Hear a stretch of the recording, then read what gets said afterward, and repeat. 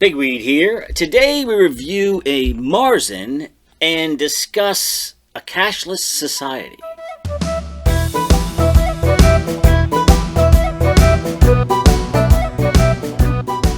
Well, good evening, Crow Hill. Good evening, Bigweed. How are you doing? How about some beer and conversation? Well, sure. That's a good idea. What are we drinking? Well, this is a fest beer, a Marzen lager. Well, this is the time of year for that. That's right. All right, So, fantastic. what's on your mind? So I thought something was on your mind about today. You know, I don't want to talk about the Ravens game. Yeah? But I will talk about a different experience I had at the Okay. Ravens game. At the Ravens game. Yeah. Yes. So before I went down there, I stopped and got myself some cash. Yeah? And I went down there and I ordered my 2 beers and a hot dog for $59 probably. Yes. And they looked at my cash and said, no, we don't do that. Doesn't it say this is good for all debts, public and private? And it happened to me the last time I went to the Orioles Stadium. Wow. So there are 2 places with 50,000 people. Yeah. Spending money without spending actual money. Yeah. And it just, I got some things to say about that. Well, Rand Paul would say actual money is gold. They should all be exchanging gold dust. Right. We have little coins, weigh them out. Nuggets. Yeah, but not before I have this Festifall. Yeah, what a lovely can. That's the first thing I want to say here. I mean, it's called Festifall, and it has this lovely image of this somewhat German-looking, Pennsylvania-ish place. It's got a early American art style. Yeah, right? yeah. It's not. It's just a lovely can. I mean, this is just, a lot of the cans nowadays they just have this wraparound thing. You know, this thing is printed. This is and printed it's got, on. A couple of church steeples, fall colors. Very interesting. It's called Festifall, and by whom? It's Southcounty Brewing. Okay. It's a Marzen lager. Yeah. And it's 5.1%. Right. And so a Marzen, let's talk about Marzen Oktoberfest Fest beer. Yes. Yeah, because it's that time of year. That's right. So Marzen means March, and it's sort of the traditional Oktoberfest beer. Malty and toasty. So it's malty and toasty and brewed in March, and you keep it until October. That's right. Yeah. Yeah, and it's also usually has this kind of copper color to it, which this one has. It's very nice. And an Oktoberfest beer is just sort of like another name for a Marzen, usually. But apparently nowadays at Oktoberfest in Munich, they're moving towards a fest beer. Right. Which we had a couple. We had a couple of shows we did fest beers. They're a little less malty, a little more golden. Yeah. Yeah.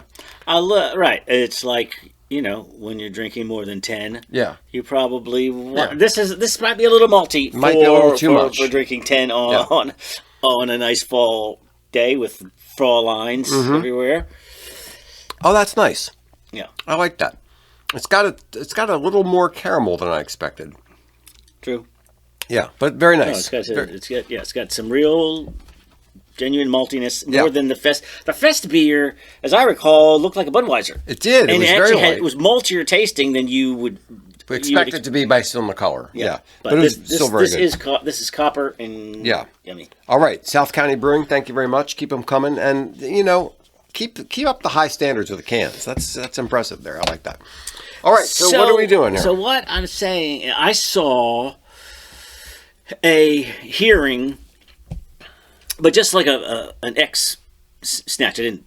Yeah. I'm not one of those C-SPAN guys who watches watch entire hearings all the time. But I hear there's somebody proposing which I don't know why you would have to do this, but in this world we do, forcing businesses to accept cash. Well, right. I didn't see that. I can't believe we've come to this. But I know my son had a baking business with his girlfriend, and they were like, they just didn't want to deal with the cash. Right. And, they're like, they'll accept the cash, but they're just like, we don't really have change. Yeah. So if you want to give us $10 for a $9 muffin or that's whatever, your business. That's fine. Or you can swipe a card. Right. but a football and baseball stadium, Yeah. no cash. Yeah. And what did you say? What does it say on that dollar bill of yours? Yeah, it says this note is legal tender for all debts, public and private. Isn't that what it says? I'm pretty sure that's what it says. I think that's what it says. And I don't know. understand. It's not unclear. I can understand why they don't want to deal with cash, because I used to work in a shoe store back when I was in high school. And every night, at the end of the night, we had this great big pile of cash that had to be taken off to the bank. Yeah. You had to take this big pile of cash and take it. And you were worried, like, what if somebody knows I'm bringing this great big pile of cash out? So you got that. You've got employee theft. Right. Yeah, I kind of get it. Mm-hmm. But at the same time, how about as a free American, not having every single purchase registered somewhere in some database. Right. That is a problem. Now, so I want to propose that this whole digital currency thing is going to be driven by a completely different digital issue. All right. So don't know where you're going. All right. So right now we have, we just recently had the Charlie Kirk assassination, right? Yes. Now, people immediately after an event like that, people want to see film. They want to see what happened. They want to see shots of it. How do you know that these films, these pictures are real? Yeah. How do you know it's not generated by AI? How do you know it's not a fake? How do you know somebody hasn't manipulated it? Right. I mean, up until very recently, you were like, I saw it with my own two eyes. Exactly. And that was like solid. And now, now you know. And now you see it with your own two eyes and you go, I don't even know if that's real or not. Yeah. So we have this problem right now that, and it's only going to get worse, that things that show up as here's a picture of Donald Trump talking to a Tyrannosaurus Rex or whatever it is. Yeah, absolutely. And it looks completely real except for the T-Rex part. But somebody could put out a video about Charlie Kirk's assassination or about some other event that's totally fake, and the question becomes, how do we know if it's right or wrong? So let's say you're in court and you're being prosecuted for robbing some bank, and they show this video of you walking into the bank. There you are. And here you are. Here's your gun. Well, you're denying that that's you. Well, I mean, it's me, but I wasn't there. Yeah. So there's going to have to be some ability to say, this is true, this is false. Okay. All right. Now, the way you would have to do that digitally is there would have to be some almost like chain of custody. There would have to be some way to prove that this video came from this device at this time by this person. And that gets into the whole digital ID issue where we're trying to... and there is metadata. Yes. Where you're going to be like, well, I took this picture at the Grand Canyon. They can dig in there and they go, no, you were at home. Yes. You were taking a picture of the Grand Canyon. Except that stuff can be faked. So the question then becomes, if you want to establish that the metadata is trustworthy and reliable, you have to have some other level of security of digital ID on top of that to say, no, this really was at the Grand Canyon, where this other thing was in Reading, Pennsylvania. So this whole idea of having to prove whether a digital thing is real or not, once that, and it's going to become a bigger issue in the next year or two, once that happens, then it's going to set the stage for financial transactions, for when you're signing a contract, when you're signing up for something. It's going to identify, is this really you? How do I know it's really you? All that digital ID stuff is going to get incorporated into all those transactions like that. And the very logical next step is the currency. So the push towards currency is part of something broader. Yes, I think so. Because anything can be faked. You know, like cash can be faked. There's counterfeit money. But there's no permanent record of everything I've purchased if I am paying. You know, I don't want people to know what I mean. But it's none of your. Oh well, if you're not, what's the argument? Well, if you're not up there, you're wrong. Then what do you? Right. Well.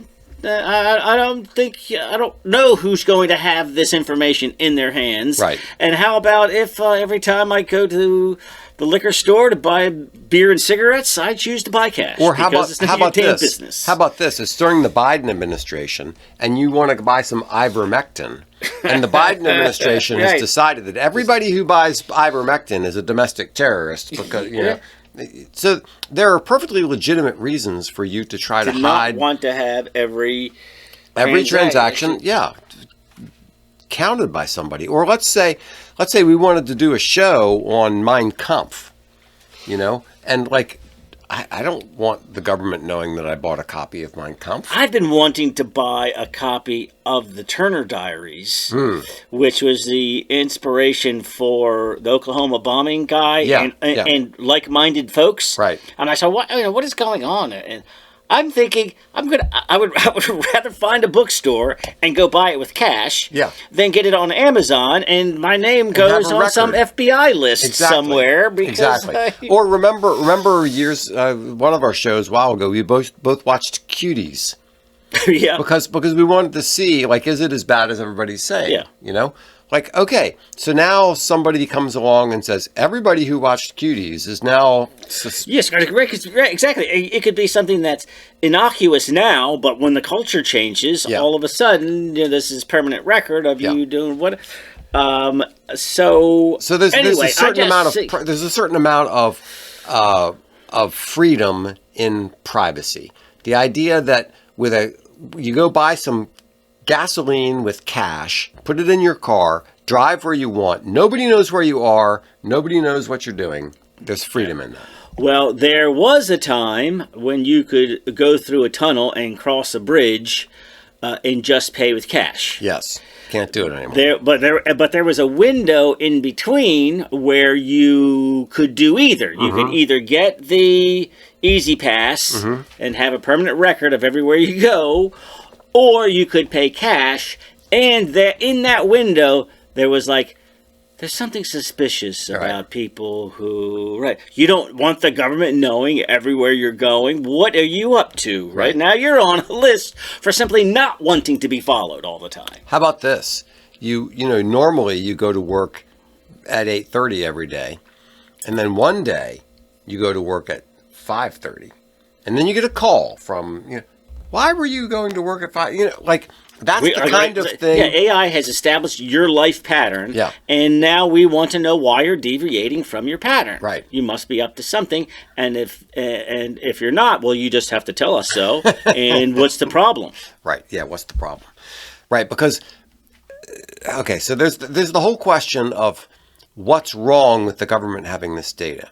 And the problem is, it's not a question of the government having this data. It's the question of Fred in data processing having the data. Or this administration that you approve of now, no idea who's going to be in power 20 years from now or what their motives are going to be. What they're going to do. And all right. So, we've already tipped our hand here about what this cashless society is. So, what it's about is control. The idea came from my football experience, but it's bigger than cashless society. It is. It is digital ID, which I've heard being speculated for some time, and now you see it just straight out rolled out in England.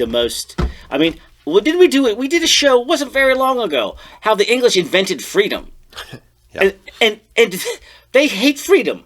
The Canadians hate it. New Zealand, like the whole Anglosphere. Yeah. Like the only reason we don't hate it is because DJT is standing in their way. It's really astonishing how far England has fallen. I mean, so fast and so hard. Yeah. It's really astonishing. They hate freedom, and I remember 20 years ago going, what is, the whole multicultural thing. I'm going, well, how is it that England is being taught to hate itself? Yeah. You know what I mean? They gave civilization to the planet. They've invented freedom, and now they're all ashamed of being English. Well, not only are they ashamed of being English, they're ready to turn all their freedom over to some weird overlords. Yeah, I think there's such a collective guilt over World War I and World War II. Over colonialism. Okay, that too. Colonialism also, but I think there's this attitude in Europe that if we're so great, why did we end up doing these huge, horrible wars that killed millions of people? Oh, you mean Europe broadly? Yeah, Europe broadly. Okay, yeah, yes. I was thinking just of England itself. Okay, yeah, yes. So England, I think yes. Europe broadly just has this incredible sense of self-loathing that if Western civilization is so great, why did we end up doing two world wars? They're pretty rough. You Yeah. guys really effed it up there for about 4 decades. So I think there's a big problem there, and you're right. With some of the countries, a big part of the problem is colonialism, and they've been made to feel very guilty about that. But now it's just gone to this extreme self-hatred where they're just going to allow themselves to be taken over. I don't get it. So we're getting far afield. Yeah. So England's digital ID, which is coming here. Yes, you're right. The cashless society that actually comes after. So you need to install the digital ID, but you might as well get people warmed up to the ID. Mm-hmm. And where else you're not going to start it at 7-Eleven. Let's start it at their nation's state football sports stadiums. But, and the DMV. What could be more American? Right. And so we'll just start here. We all, you guys, you don't even have tickets. You guys all have tickets on your phones. I know you have phones. I know you have bank accounts. Yeah. You guys are all cool and young and hip, so we don't need to mess with that sloppy old cash. Dang it! And hold on, one more thing. Before I could properly gauge what was going on, because I was still so irritated about putting my cash away, I hit OK, not realizing that I also gave them a $20 tip. Wow. A 20% tip for them to reach under the counter and pick up the beer and pop the top. Yeah. You didn't even bring food from the kitchen. Well, and I gave you a 20% tip.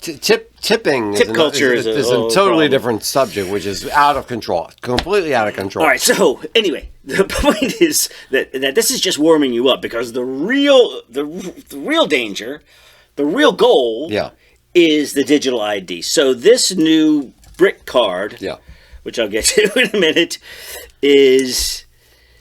Everything that you do is attached to your digital IDs. Yeah. And so it's your healthcare. Yeah.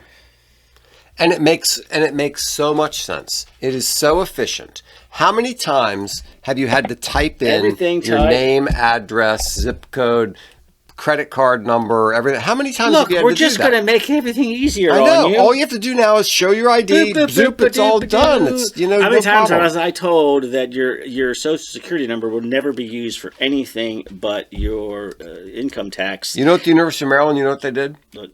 They made your student ID your Social Security number plus a 0 at the end, just to to hide it. Yeah, to hide it.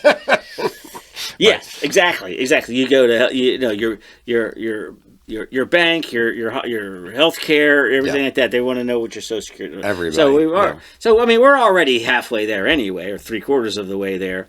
But so they want. So what it does, or how about this is the pitch? It's the worst pitch I've ever heard. The government, which has intentionally flooded your country with immigrants, who have no intention of, in small numbers they might assimilate, but you bring in 50,000 at a stretch, Yeah, they don't care. They don't want to assimilate. They don't care yeah. about Britain. They don't care about becoming British. They don't care about any of that. They're going to tell you that the only way to combat this is if you get a digital ID. So they're going to punish the British citizens for their own immigration problem by telling them that this is the solution to the immigration problem because it will stop illegal immigrants from working there, and then that's the driving incentive for them to come here in the first place. That is nonsense. Yeah, that's a pattern where the government messes something up, and then in order to fix it, they impose some thing on us. Yeah. You know, that's a regular pattern that is very disturbing. But so I can understand why you would want digital ID. A single ID, you know, you don't have to have you don't have to have passwords. You don't have to have logins, multiple cards. I wouldn't have to have 3 different, you know. Yeah. All these different cards in my wallet. I don't need that anymore. No, I just got the digital ID. That's it. And once I have that, it ties to my bank account. It ties to my library card. It ties to my driver's license. It ties to my everything. So that's obviously very simple, very efficient. Makes a whole lot of sense. Now, supposedly, it's going to be more secure so that there's less fraud, right? Yeah. So okay. How many times has the government been hacked in the last couple of years? Remember that when the government database of all government employees was hacked by the Chinese just like 2-3 years ago? So I can understand the drive for this. It makes so much sense in terms of efficiency, in terms of pretended security. But no, we stink at these things. We're lousy at it. We can't make a secure digital system that the Romanians or the Chinese or somebody else isn't going to hack into. I'm okay with a little cumbersome, with different passwords and different cards I have to swipe, and that knowing that my information is stored in different places and different locations. Oh yeah, but wouldn't it be so much more convenient for whom? Yeah. So wouldn't it be so much more convenient if? Let's get to that. If what? If you'd have a centralized ID. Okay. Who is going to manage that? Is the government going to manage that, or is some other organization going to manage that? Yeah. And like so this is the big debate. If you're going to have this centralized digital ID, the government could do it, or it could be something like blockchain. You know, like well, what that's they do that's what I had written down here for is Bitcoin. Right. Like if you're worried about theft, you know, if cash is the problem, because you know there's you being robbed, there's employee theft, you know, that's why you want to do it. Oh, okay. Well, you know, we do have Bitcoin. Yeah. And you don't think thieves are going to be able to figure out a way to steal digital stuff? Of course they are. Yeah. I mean, it's just silly. But okay, so let's talk about the 2 scenarios. The one scenario is the central ID is managed by the government. Okay. So remember when the truckers had the protest in Canada? Yeah. And the Canadian government decided to like freeze all their bank accounts or something like that. If the government controls the ID like that, then when Biden's president, all the conservatives can't buy anything, and when Trump's president, all the liberals can't buy anything. I mean, what are you going to do here? But wasn't there about the Canadian truckers? Yeah. I mean, when people got money from the government during COVID, yeah, money just showed up in my account. Uh-huh. I didn't apply for it. I have a private banking account. I don't have a government banking account. You got money during that? Yeah. I didn't. I don't know how. What? No. Yeah. Okay. So the government already has access to your bank account. I know. Like, I don't want that. I don't want that. No. I don't want the government to know where my money is or how much I have or anything else. It's like, because they can do things like what Canada did with those truckers. Yes. They can come in and say, "Oh, sorry, you can't go buy anything anymore." Yeah. Well, what's the movie Enemy of the State with Will, what's his name? And Will Smith. And he goes out and tries to buy something, and all of a sudden, none of his cards work anymore. Yeah. Because the government's controlling all of it. So you get a DWI. Yeah. And you cannot buy any liquor. Mm-hmm. Like I'm gonna buy a bottle of wine for my brother-in-law's birthday. Or whatever. You're because your health information is in there, and your glucose is too high, and so you're not allowed to buy any Peeps at Easter time. You could do anything about determining I've seen some. What if got to save the planet? You have flown too many times this year. Right. Yeah. Right? I know. You can't. I'm just going to go up there and go to the ticket window and pay with cash. Some bunch of idiots in Congress decide to make some new rule that we've decided that you can only buy so much granola in a year, so much honey, so much beer, so much whatever it is. We're just going to make up this rule, and now you're going to be right. It's not appropriate for you to buy that much bottled water, right? Or like in PG County in Maryland, it's almost that bad that in the city of Laurel, they require people to compost. People have to put their vegetables and things in these bins out for the city of Laurel to collect, to compost. And what are they going to search your trash and look to see if there's banana peels in your trash? That's what they do in Tacoma Park. So what you're going to have is more and more meddling, because the people who want to be in your homeowners association, those meddling kind of people who want to tell you how you have to trim your bushes and everything else, those are the people who are going to be in charge of this digital ID stuff, telling everybody, no, I'm sorry, you can't do that. Right. So but it's sold as convenience and security, and really it's a step towards the social credit score. Yeah, it is. And it's going to say, I'm sorry, you're spending too much on your daughter's birthday. We're not going to allow that. That's wrong for you to spend that much on your daughter's birthday. Why are people saying digital ID is the mark of the beast? Who are these people, and what are they talking about? Yeah, that's a little silly. So, so Hal Lindsey wrote this book, The Late Great Planet Earth. Yeah, and it was supposed to be based on the Book of Revelation and prophecy about the end of the world and all that, and it was a very bad interpretation of the Book of Revelation. In the Book of Revelation, in chapter 13, let's see, verses 16 and 17. The beasts also forced all people, great and small, rich and poor, free and slave, to receive a mark on their right hands or on their foreheads, so that they could not buy or sell unless they had the mark, which is the name of the beast or the number of its name. Okay, you know what? I'm going to say that's not so crazy.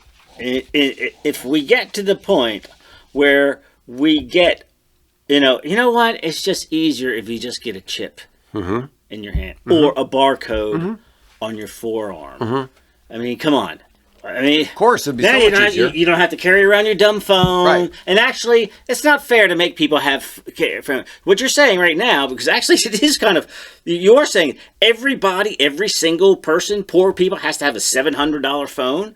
No. You just get the barcode tattooed on your forearm, and you don't have to worry about it. Well, that is kind of mark of the beastie. But, well, first of all, it makes great sense. Here you go. Going to the beach. Convenience. Right. I'm going to the beach. All I want is my flip-flops. Do you want to carry cash on the beach and then leave it on your towel while you swim in the ocean? No, I don't. Come on. Yeah, of course. For safety and security and everything. I want to just go up and, scan and get my sandwich and I'm done. So easy. Yes. So it obviously makes a lot of sense. Now, it's a completely ridiculous interpretation of that verse in Revelation.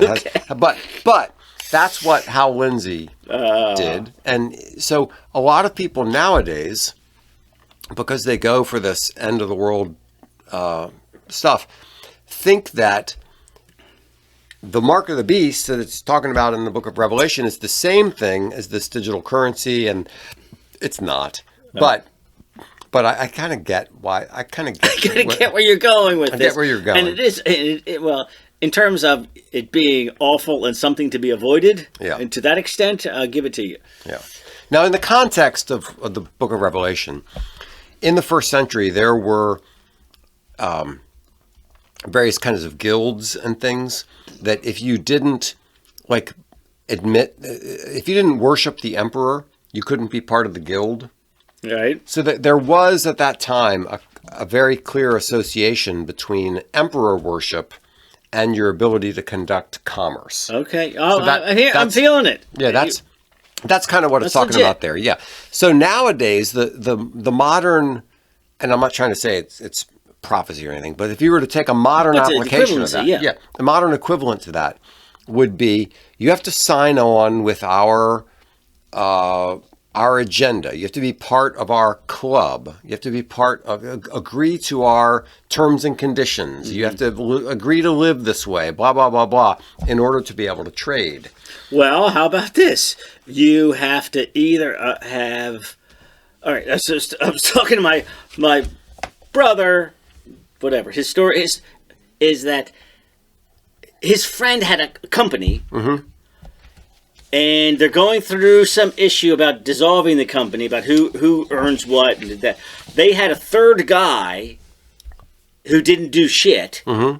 but he was a veteran, and so they got government benefits they got government contracts mm-hmm. associated. So if the government is saying about being in the club, you have to have, if you're a woman-owned business, mm-hmm. if you're a minority-owned business, right. if you're a veteran-owned business, right. like if you can qualify. Now, what is the next step is going to be? We're just going to determine by your affiliations. Yeah. If you have ever the Chinese social credit score, if you've ever had some violation according to these government standards, then you don't have access to government contracts for these kinds of things. Yes, I mean we're already halfway there. We're halfway there because you can't get a government contract unless you agree to their stupid DEI policies. Yes. I mean, okay, under Biden anyway, not under Trump. Exactly. But, you have to demonstrate that there's some fealty to an ideology. Yes. And then you get access. That's right. So we're already kind of there. That's not far from saying you have to agree to open borders in order to get government contracts. That's not far from saying you have to remember agree. Remember that time that you said men can't be women? Yeah, right. Exactly. It's not far from saying you have to agree to abortion as a right. It's not far. I heard that you said, you're a pro-lifer. Mm-hmm. So you have that problem of once the government controls your ability to do commerce. Yes. They can put whatever kind of restrictions they want on that. On your behavior and basically what you say and which is just around the corner from what you think. Yes. And we know that they do it. Canada did it. Yep. The Biden administration did it. It's not at all unreasonable that they're and every step in this direction sold as convenience and security is one step closer to... I don't want to overuse Big Brother, but you beat me to it. No. Yes, it is, and it is, and it makes perfect sense. The bad side of it is, this thing that I carry around is convenient as hell. Oh my God, it's so good, and it surveils me all the time. All the time. So the same thing with you put the little tattoo on my arm. I don't have to carry around any wallet or anything else. Oh my God, so much easier. So convenient, so nice. I love it so much. Or when I'm driving across the Bay Bridge, I don't have to stop and give the $2.50 to the just blow right through just there. Drive right through there. But every one of those things, yes, to convenience, but also you're losing some of your autonomy. Yes, you are. So I see. What do I say? I say, come on. I said, we have to be able to use cash. Yes. And we cannot have, and that digital ID sold as convenience is this one step closer to social credit score. Yes. And you must resist. If it was decentralized along the lines of blockchain, and I could trust it, Yeah. I might go along with it. Yeah. If it's tied to the government, absolutely not. Yeah, because way. it's either going to No be way. a government agency or a private company, which is beholden to the government. And even if it's a private company, we know know Facebook or Google handle yeah, it. exactly right. We know from recent experience that private companies can be just as woke and totalitarian and Yeah, right. With or without government pressure. exactly. Yeah. Yeah. So let's just go back to gold. How about that? Yeah. Resist. Cheers.